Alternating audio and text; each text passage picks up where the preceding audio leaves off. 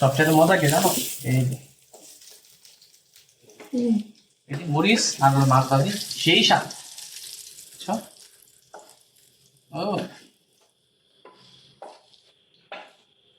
এটা দেখছো সুন্দর না? হ্যাঁ। এবার এবার ভাজবো এটাকে, এই দিলে আলু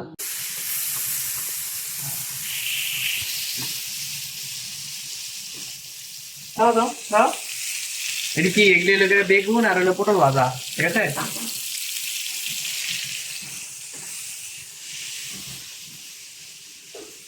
চলো আরেকটা কথা বলি।